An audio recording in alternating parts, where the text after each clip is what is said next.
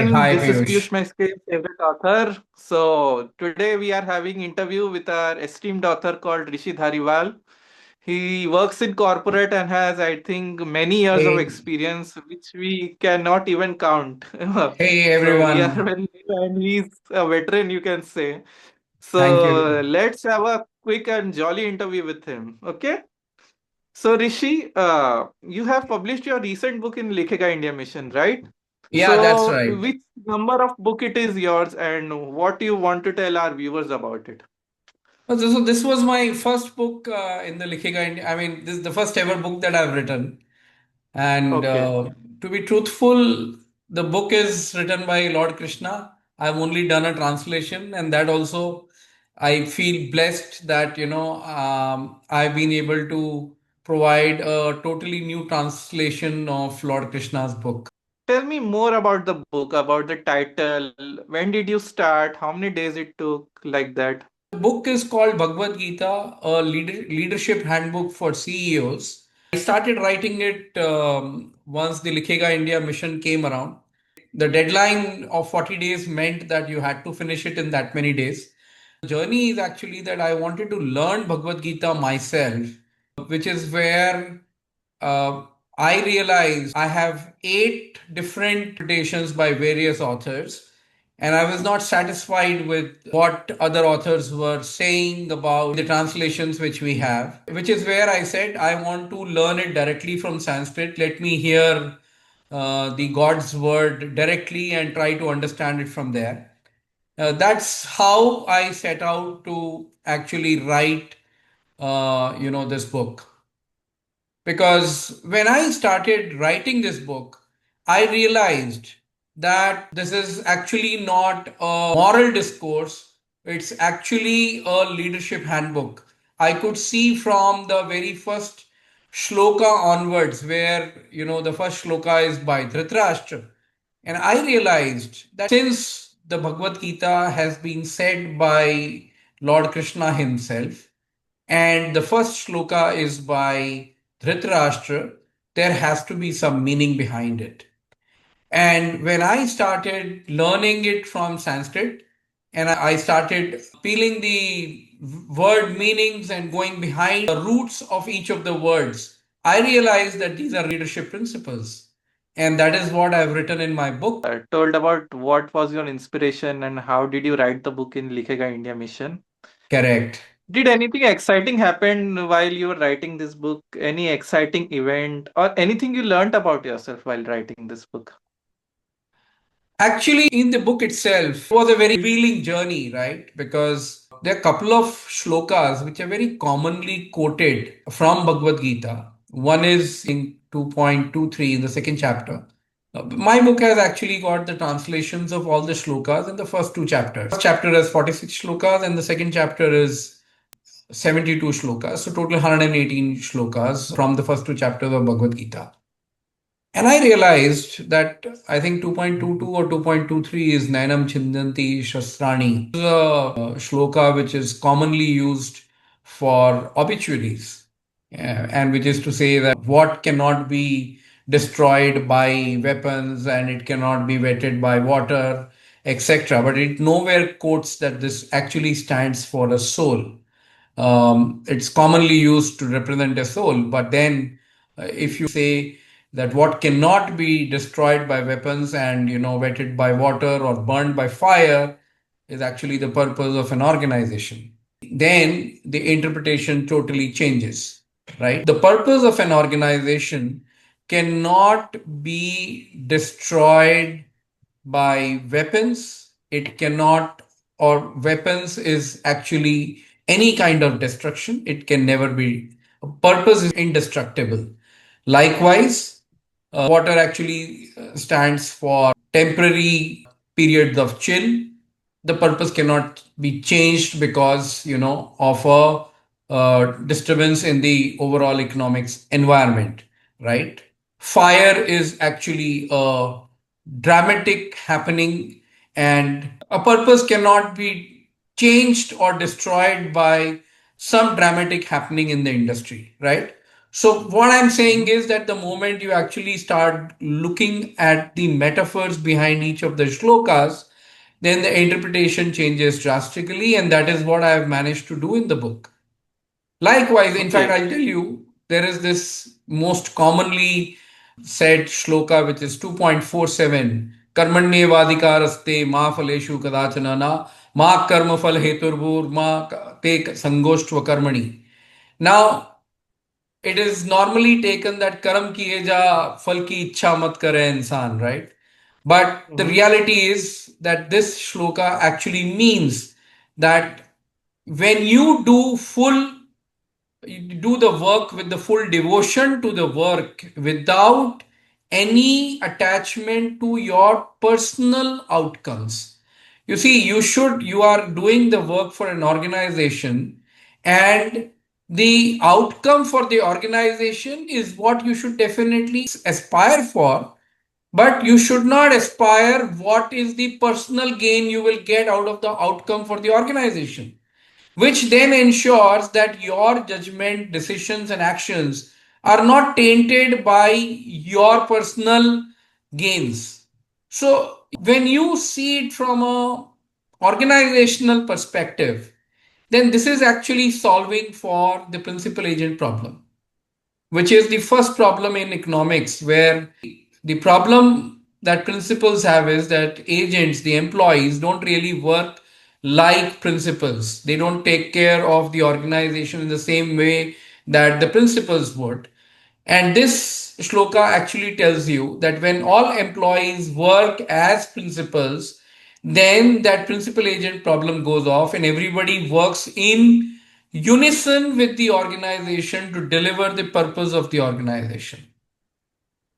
So I'm guessing your intended audience is corporate employees like me who are in mid-level of experience. Is it true? That's true. It is for employees, it is for entrepreneurs, and it is for CEOs. CEOs will find a lot of answers to their day to day dilemmas in this book. So Yeah. what are you going to do on this new year? I told you I'm going to binge watch these movies, and I think on 1st January, other movie is also coming, right? Which is about Arun Khetrapal, right? So I'm really looking forward to watching these movies and catching up after my author journey. What is your favorite fiction book? You have wrote non-fiction, but if I ask you if you have read any fiction book, so which is your favorite one? I have read a lot of fiction as well, and Mm-hmm. one is actually Vayam Rakshamaham, which is actually the Ramayana told from Ravana's perspective, which is written by Acharya Chatursen. So I've actually read that, and I find Ravana's perspective to the Ramayana to be a very different view. So it's a very interesting book to read. Quite sure. So you have talked about movies. Any movie that is your favorite? Oh, it's Top Gun and Top Gun Maverick. Oh, I have not seen those. Maybe I should check out those. Can you please tell me in which streaming service I can find those? Oh, you will find it on Netflix definitely. How Okay, come you can sure. miss Top Gun? Yeah. So I can say the movie are a pool of seawater, and I have seen only one lot of movies. Okay, Okay. so that's why I might have missed. So, where do you go for holidays? Which is your favorite holiday spot? Of course, Goa is one favorite spot, especially South Goa. You have very calm beaches and you can literally walk into the sea for several meters. I love to go to Goa. I've been there many times. Lost count of how many times I've been to Goa. Kind of food do you like to prefer? Means normal Indian food or health conscious diet food? I am a foodie and I Mm. love good food from all parts of the country. Literally in every city, I would know which is the local joint which serves a specific delicacy, and I just head to those places and enjoy those local delicacies. How do you take care of your health then? Do you gym or do you do yoga, meditation? I'm fairly regular with yoga, and few months, last 6, 7 months, I've been learning badminton. So I've added that. Of course, I do meditation and pranayam also every day. So last several months, meditation is like very regular. There are two interpretations of Mahabharata. One is the original Mahabharata you can consider, and second are the derived versions of Mahabharata. Like one of the book I read called Mahashweta, which is showing the Draupadi's perspective. If I Correct. ask you to choose between these two, so which one will you choose and why?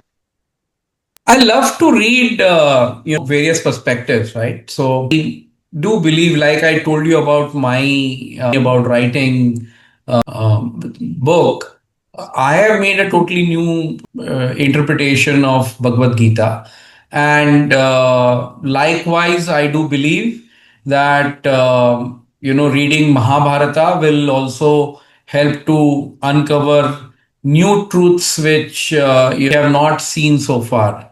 So I love to read because reading a different interpretation, like I told you, I've read Vayam Rakshamaha, which is Ravana's side of Ramayana. So Mhm. likewise, I look forward to actually reading Mahabharata also directly from Sanskrit. Of course, it is very long. It is Mhm. 100,000 shlokas. So that's going to be a mammoth effort. But I do hope to read usually over a period of time. Then what is your message for your audience? My message to the audience is that when Lord Krishna himself said the Bhagavad Gita, we must believe that there is a lot of knowledge which is packed with various metaphors and various points of view. Mhm. And it is supposed to reveal to us as we progress in our own mindset. So the current interpretations which are commonly available are based on the what you call as Desh, Kal and Paristiti, right? The time, place, and the circumstances of the authors who did their interpretations. Have the benefit of living in the 21st century and having seen corporate life over 33 years. I have Mhm. applied my own logics to it, and I'm sure that, if you start reading it from that perspective, you, the audience, if you read it from that perspective, then you will come up with your own new interpretations. And we should rise to the level of God instead of bringing the God to the level of humans. So sometimes when, for example, I have, renamed Duryodhan as Suyodhan because that was his original name. And the moment you put him as Suyodhan, then everything that he says actually changes in your own view. And that then allows you to learn from the epic and the Bhagavad Gita in a very different manner. So I read it from an open mind, and I'm sure that you will find a lot of answers to various day-to-day dilemmas and a lot of strategies to execute work. So that is what I would say to my readers. Thanks everyone. This was our interview with the corporate veteran, but now an author, Rishi Dhariwal. Hope you to meet you soon and all the best to everyone. Thank you. Bye. Thanks, Piyush. Thank you so much.